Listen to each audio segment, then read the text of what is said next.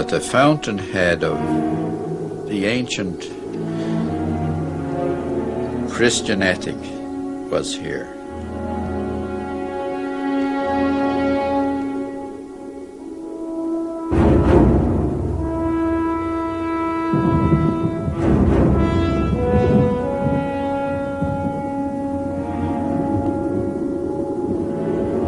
It was originally the task of each member of the order to be a compendium of all knowledge, all known knowledge.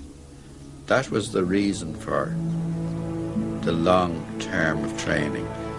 If humanity was totally wiped out, except for one individual, he should be capable of re-establishing everything from his own resources.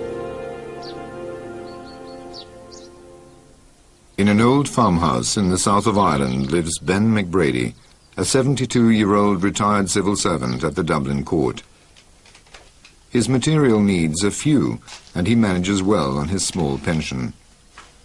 Ben reads 4 hours a day, writes poetry, and tends his garden, where he grows most of his own food.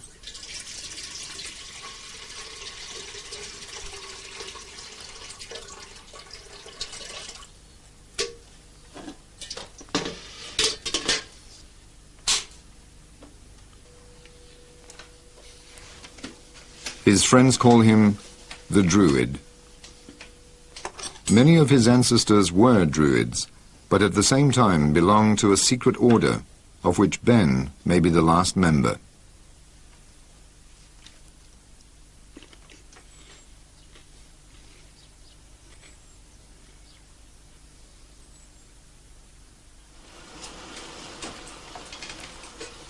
He originally set out to become a priest.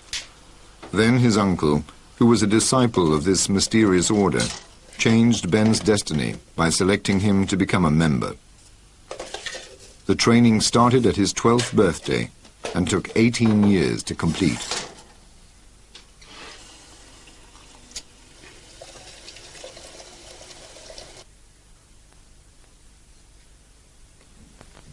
He had to develop all sorts of manual skills, in addition to studying history, law, philosophy, and poetry at Trinity College.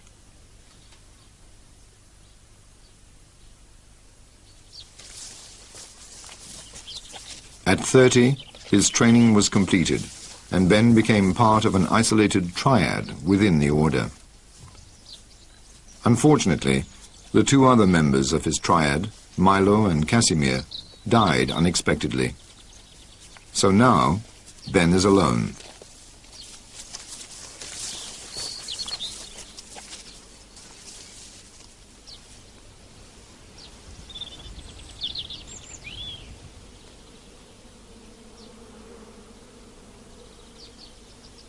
Since he has had no contact with the order for many years now, he believes that no other members are alive today.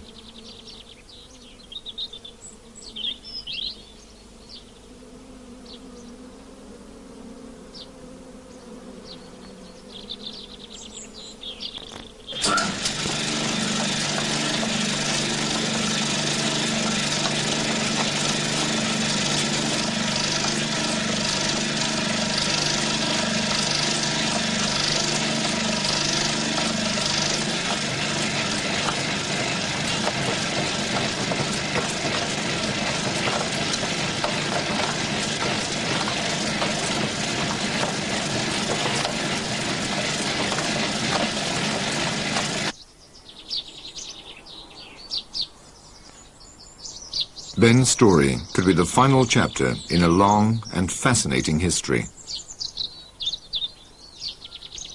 With Ben McBrady, a tradition which has existed for 3,000 years may disappear.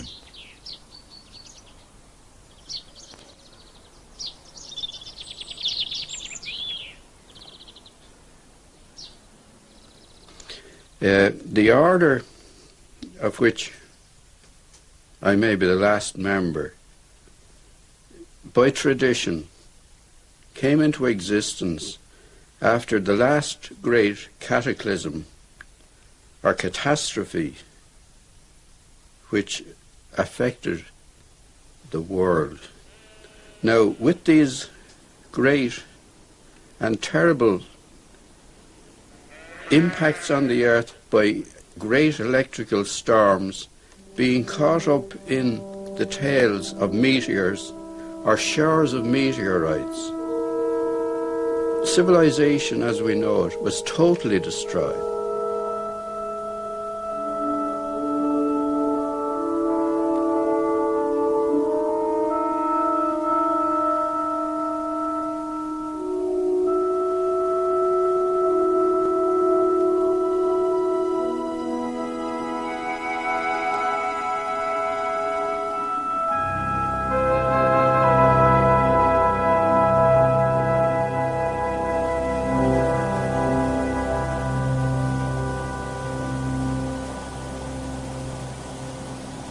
All knowledge came within the ambit of the order, but they were particularly concerned with astronomy because they had experienced so many very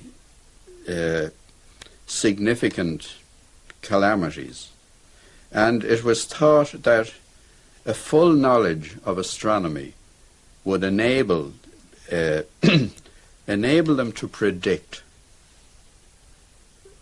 conditions when these calamities were likely to take place and take some kind of action to protect themselves. If you look at the great megalithic complexes in Ireland, you'll see that what are described as passage graves are really bomb shelters of a very primitive kind. They are well above any tidal wave level, and they also afford protection from meteoric showers.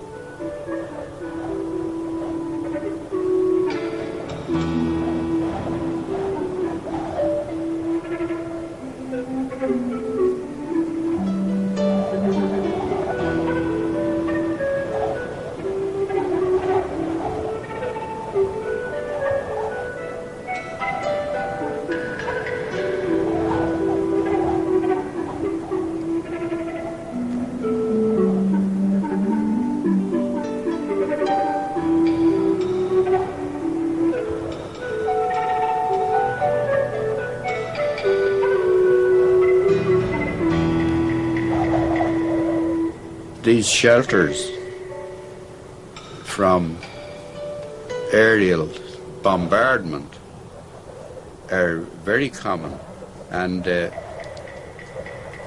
well known. But what are not so well known, well, they are to archaeologists, but everywhere in the country you get souterrains, which are underground stone chambers. The archaeologists say, without any evidence, that they were stores for grain, mainly. But no grain remains have been found in any of the souterrains of significance which would indicate that that was their primary function. They also served as shelters. They would shelter from outside conditions, and most of them would be well above sea level too, but not as high as the great megalithic ones. It would seem that the very complex ones, the very big ones, such as we get at Carrowkeel and Carrowmore in Sligo, were special ones, like Hitler's bunker, very well preserved, but they would be for special people, presumably for the telepaths. Every great civilization has a record of a period of a golden age when there was no war, no dispute, no lying. And this was attributed to the fact that language had not been discovered, and the telepathic function was the principal means of communication. Now, in relation to the order, those of the few isolated settlements which survived on the European coastline discovered that some retained the telepathic power, but most of them, because of the terrible traumas and trials they had undergone, had lost it. These isolated groups then began to migrate east, and in so doing they had to, in their isolation, develop languages as a means of communication. It does explain why disparate groups scattered all over the earth today have languages with no connection, languages which arose spontaneously. But over and above this, psychics in every community retained a telepathic capacity.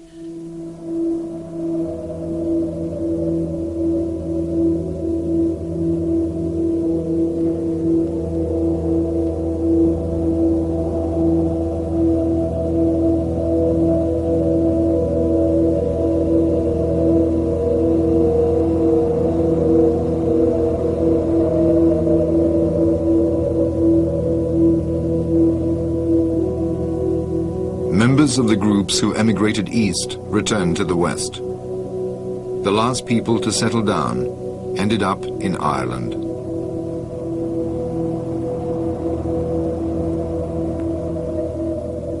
By then, the remaining telepaths had formed a secret order.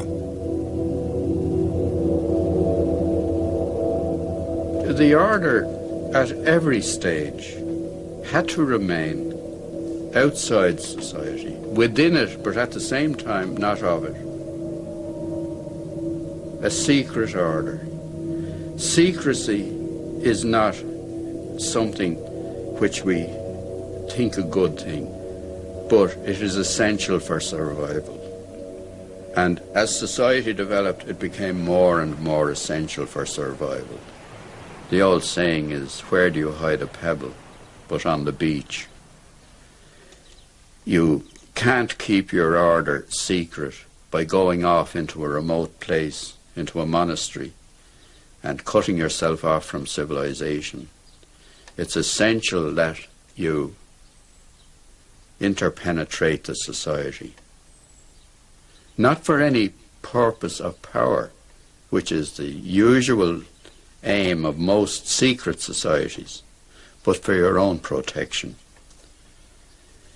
And a secondary function, as far as I can see, from my knowledge of the history of the order, they tried at every stage of history to influence for the good the way history was developing.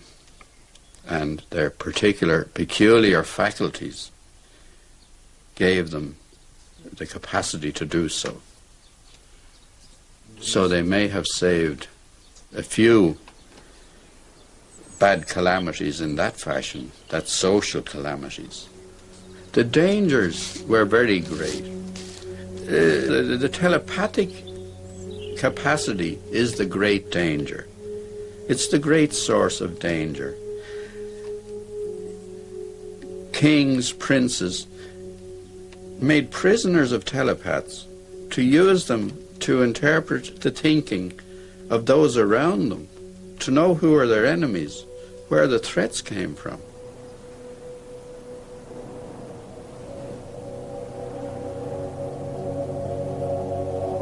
When members of the order first came to Ireland, they found that a mighty Druidic organization existed there. Members of the order were Druids.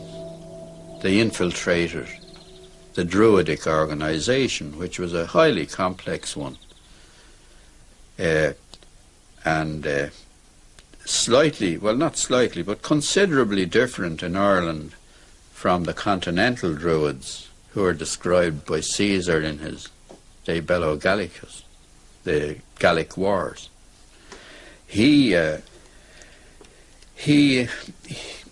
Most of his information came from a Druid named Divitiacus, who was living in Rome. And according to Divitiacus, the Druids were the priests and philosophers and astronomers of the Celtic tribes. They were also magicians and lawgivers, possibly priest kings, but he doesn't make that clear. Now, Caesar was particularly interested in the religions of subject peoples, because the Romans believed that if they captured the idols, they had the gods and the people made no more resistance to them. That was one of their techniques of conquering and ruling. It served both purposes. Now, the Druids, according to Caesar, there have been doubts thrown on whether this Divitiacus existed or not. But according to Caesar, these Druids had a great annual ceremony in which they had sacrifices.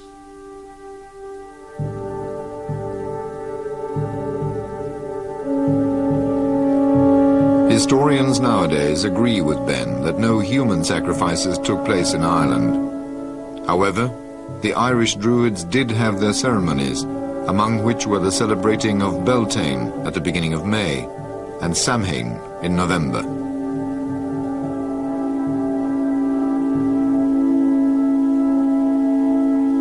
Now, these ceremonies were carried out usually in oak groves. The oak was a sacred tree to the Celts and to a lot of Aboriginal people, or primitive peoples, who saw spirits in rocks and stones and rivers and growing things of all kinds. The name of the oak, the root term for oak is drua, and from drua, from the practitioners under the oak groves, they got the term Druids or Druidi, which was the Roman term for Druids.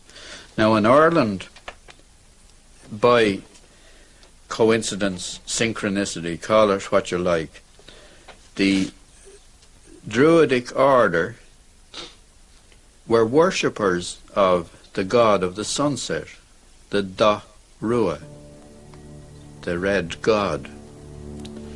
And a priest of that order would be called a Chela Da Rua, a servant of the red god. And with a very common thing that happens with language nowadays, we drop the first term. We drop the substantive for the adjective. That process has continued all through time in language. So Chela Da Rua became Da Rua, and Da Rua became Drua or Druid. So that's how the confusion arises between the Druids of Ireland, the Druids of the continent. They have the same name, but for different reasons.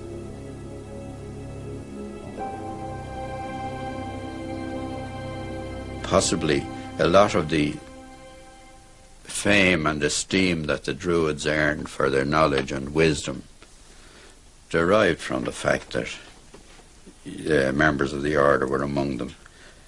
And we have that, I think, manifested best in the case of Lugar MacLugar, whose burial place we'll go to visit.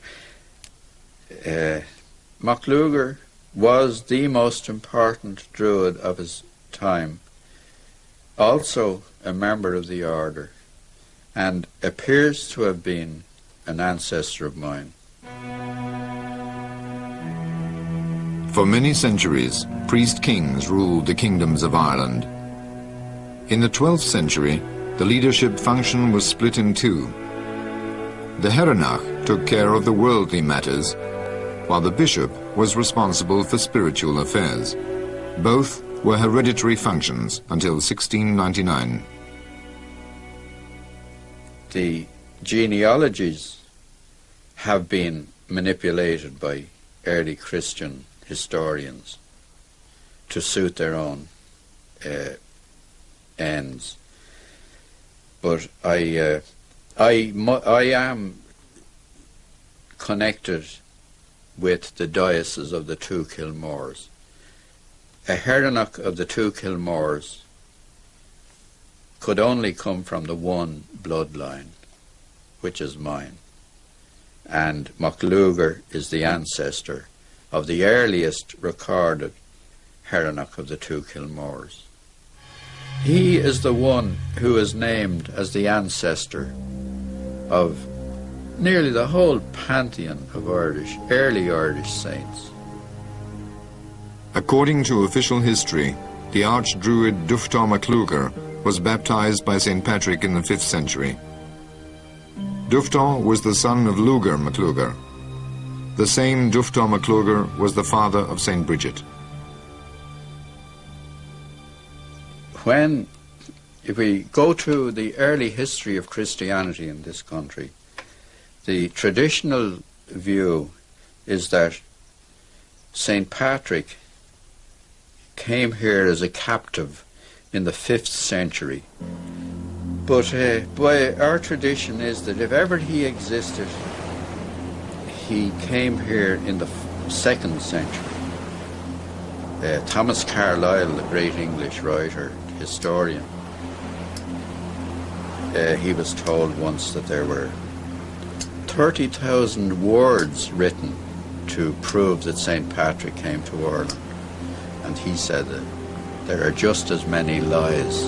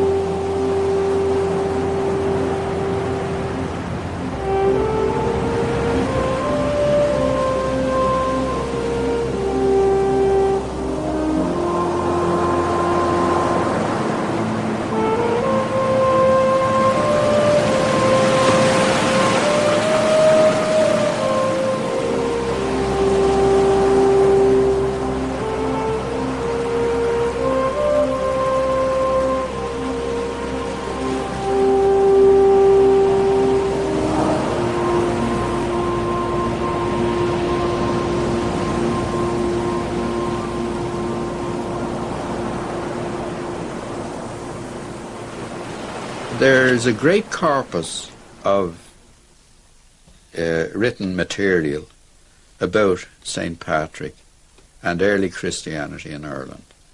Maybe not so well known, but it's loaded with anecdotes and tales about the interaction of the Druids with St. Patrick and his followers and the conflicts between them, and how, above all, the only one who was able to smooth over the problems was MacLugar and his descendants.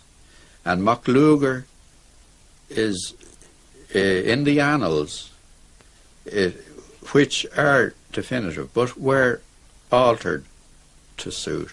MacLugar, with a number of other filla and scribes, was given the job by St. Patrick of transcribing, putting into writing for the first time, the traditions of the Shenkis Mór. The Shenkis Mór was the great corpus of knowledge.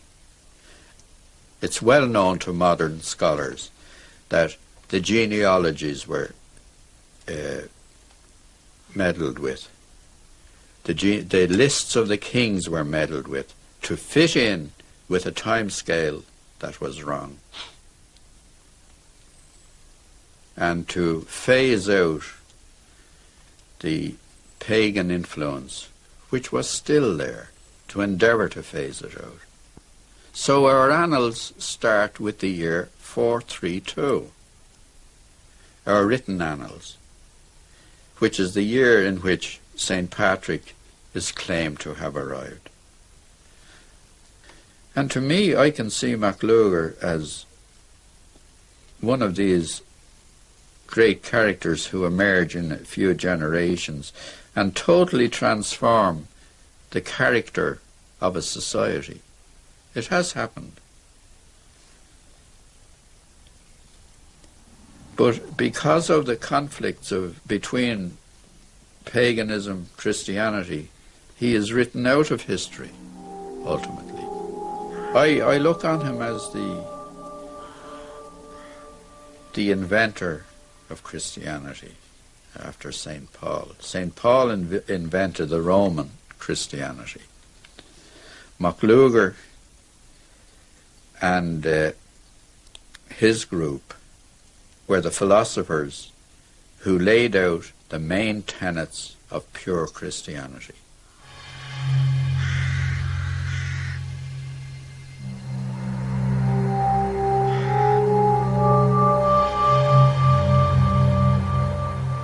What we recognize as pure Christianity was the old religion carried from here to the east. But it does seem that the fountainhead of the ancient Christian ethic was here in Killeen Cormac. It's a big claim, but over the centuries we have had the phenomenon of thousands upon thousands of Irish missionaries going all over the world, more than any other country, spreading Christianity.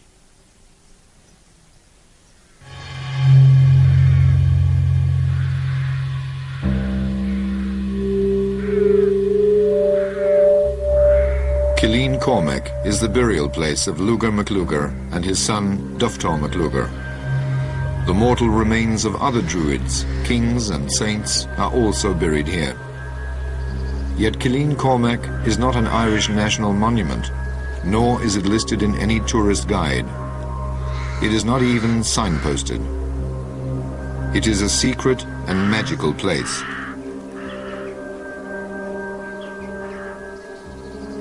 MacLugar and his antecedents and his successors lived in an area called Kennel Lugar in County Kildare, which in ancient times was a great marsh. There were two islands in the marsh. One was the settlement of the group, and the other was the temple and the burial place.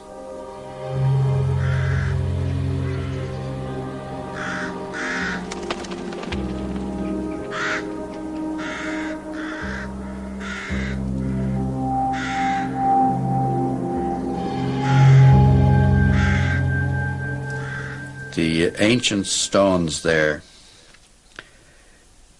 make a link with Christianity in that we have the only Ogham stone in Ireland which has both a Latin and an Old Irish inscription written in Ogham, cut in Ogham on the stone. Ogham is not a language, but an alphabet. The inscription on the stone reads, "For true Druids." It was one of the places where Jesus, as a wandering scholar, was inducted into the ancient wisdoms of the order and then returned to Palestine to begin his mission over there.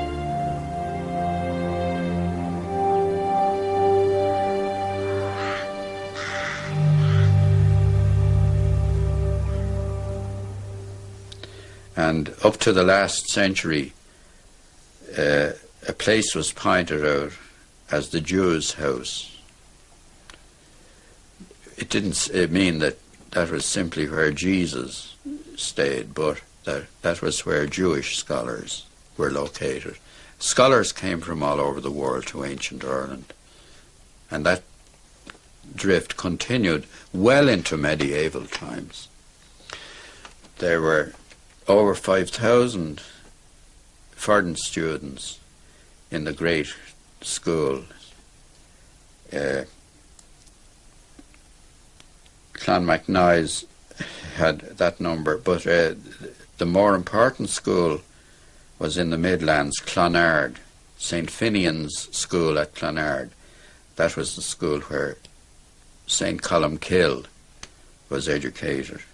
But you must remember that well up into medieval times, those schools, though purporting, and monastic schools and settlements, though purporting to be Christian, were carrying on a pre-Christian philosophy, religion, observance, and were always in conflict with the Roman version of Christianity. These fundamental differences led in 1155 to Henry II getting the papal consent to invade Ireland in order to restore and safeguard proper Roman Christianity. Together with economic reasons, this resulted in nearly 800 years of British rule in Ireland.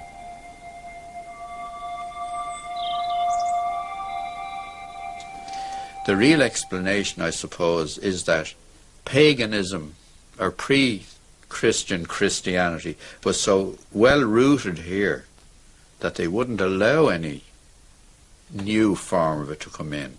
That's Roman Christianity.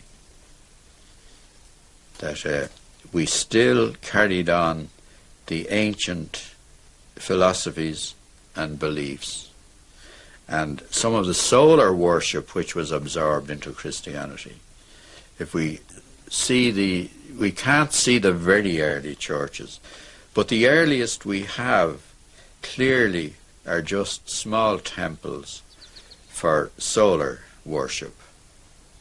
And you see it in Glendalough too, the earliest churches. They simply allow a ray of light to come in to illuminate the altar and the sacred vessels and transform. That's the transubstantiation, the changing of the energy of light into the liquid which goes into your body. That seems to be central to all religious practices. It's the core of religious belief. The monstrance, in fact, is a vestigial relic of sun worship used in Christian churches. It is a manifest sun. It has a central part, the rays radiating from it, and they put the sacred wafer in the middle after consecration.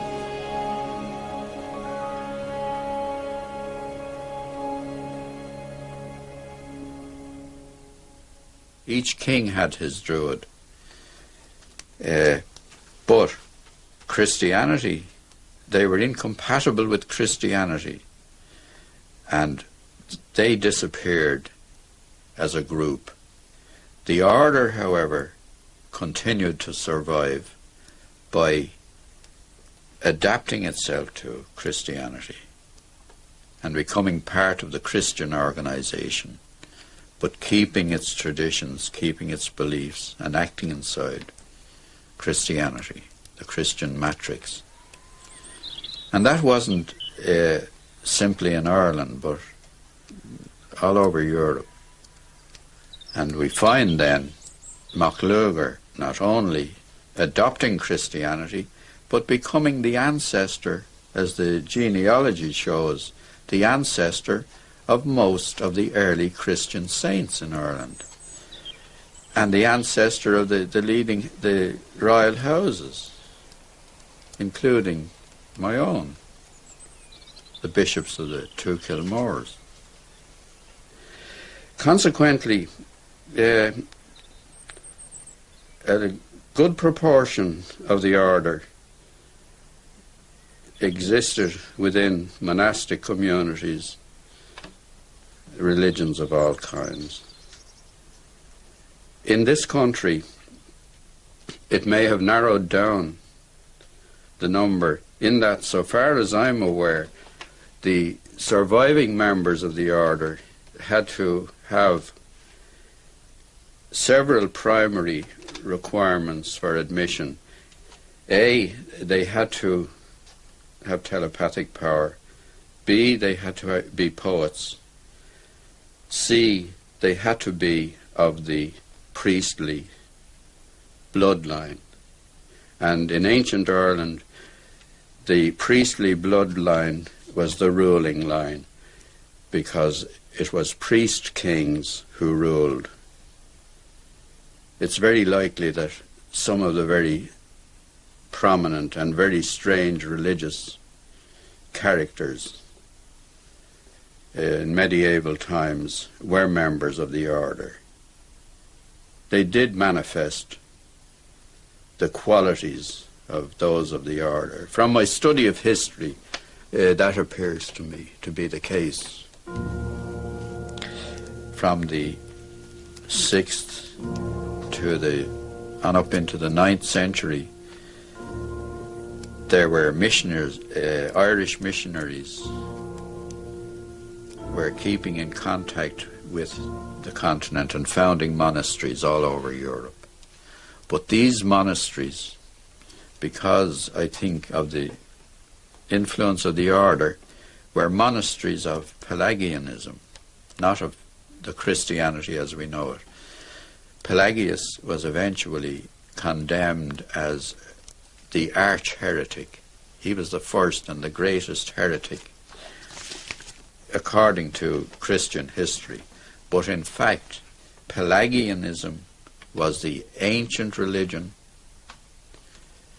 which Christ brought back, which was, I think, altered by the Romans, by St. Paul particularly, to suit the Roman imperium, so that the Catholic religion, Catholic apostolic religion, became the new Roman Empire in the 5th century after the breakup, the so-called breakup of the Roman Empire.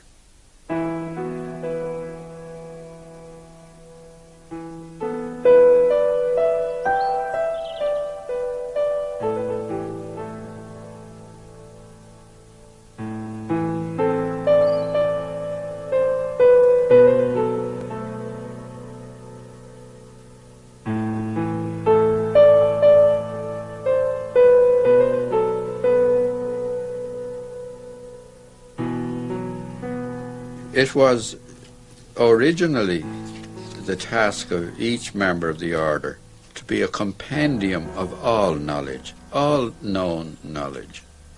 That was the reason for the long term of training.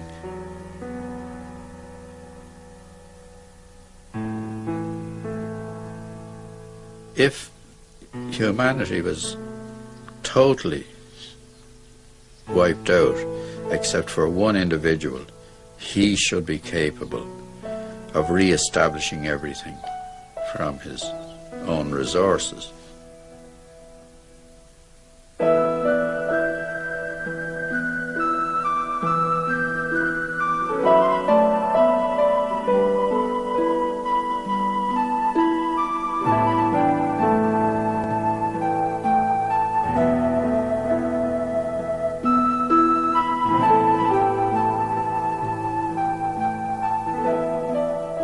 Now, because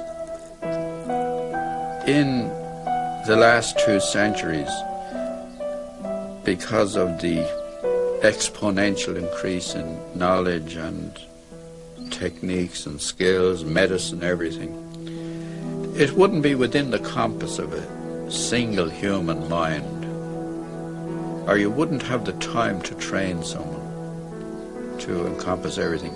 The system of Druids was developed, whereby 3 were brought together. Ben, Milo and Casimir formed such a triad.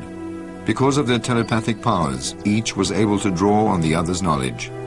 But because of the increase over the last 50 years in radio and telecommunication, telepathy has become impossible. According to Ben, all human communication, language itself, is suffering severe damage. And that is why it was a primary function of the order to preserve language. Language is a kind of magic by which we trigger off telepathic transmission of messages between us. And if you look about the world today, we are becoming more and more confused, more and more cut off from one another.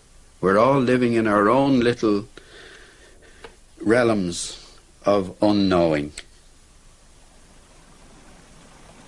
This is the great dilemma of our times.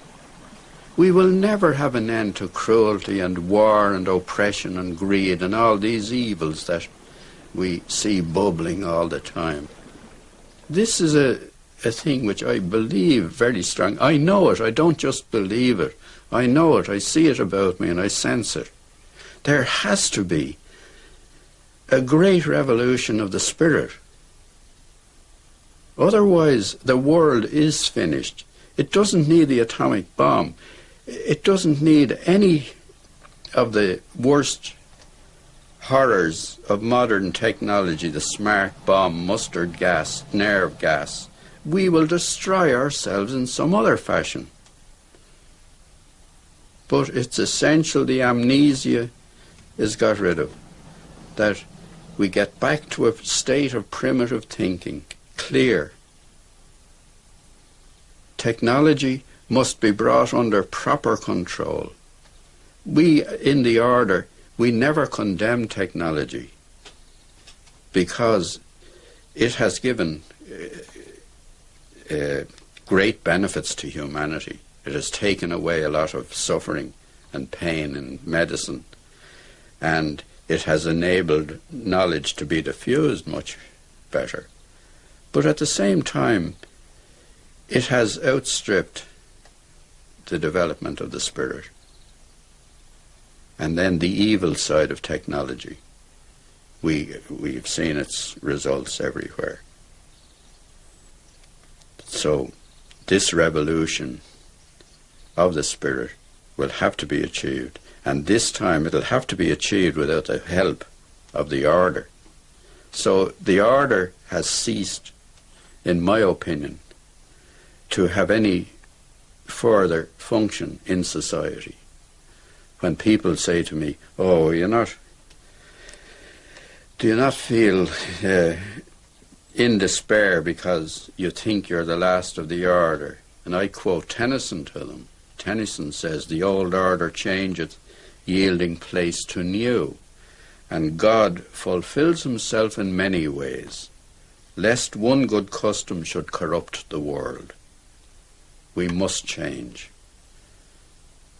A new order will evolve, a new order will emerge. It's either that or total destruction.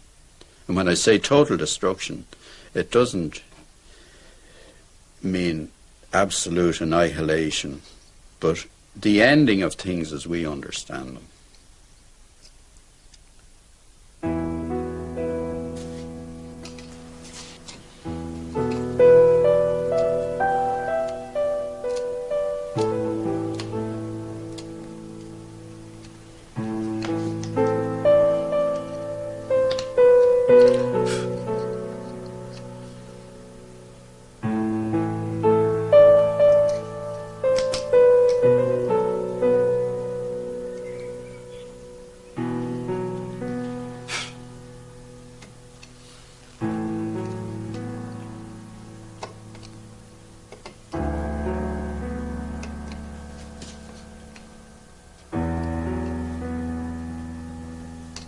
The fundamental training of the order was to achieve balance, not to discard new knowledge, not to discard old knowledge. Keep a balance between them. Keep a proper balance in everything. That faculty has been disturbed. Order depends on a balance of forces. You can't have a cosmos, as Einstein says, designed by an idiot. There has to be order. In fact, the meaning of cosmos is order, as against chaos, which is disorder. The balance between these two forces must be achieved. As a natural law, as a fundamental law that we know inherently, we know intuitively that that is so. I've been told this very often, and I said it myself, that if you had scoured the world for the most unsuitable candidate to be a member of the order, I was that person. So far as my mental attitudes and general disposition are concerned, that I always had within me A, an inborn skepticism, and B, a sense of the ludicrous, which made me look on all rituals and practices as being games playing, and a carryover of other childish attitudes into adult life. I enjoyed it and still do.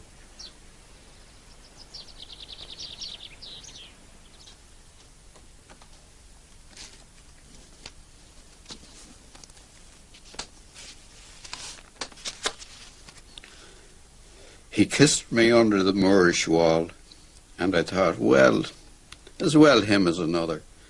And then I asked him with my eyes to ask again, yes. And then he asked me, would I?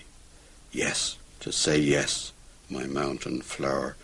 And first I put my arms around him, yes, and drew him down to me, so he could feel my breasts all perfume. Yes, and my heart was going like mad, and yes, I said, yes, I will, yes.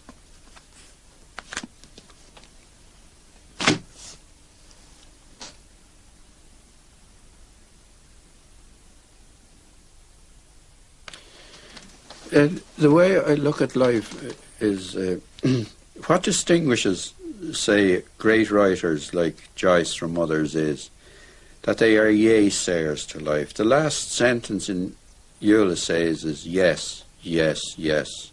Molly Bloom is saying yes to life. So I was taught that lesson, that we must say yes to life. We must take the positive. The other side lies death and destruction, which is created by us. We can create death. We can't create life. And man is engaged to the limit of his faculties and abilities in creating death. That's why a great transformation has to come. Otherwise, everything goes. That's the moral I derived from that whole issue. So now I continue travelling hopefully, which is better than to arrive.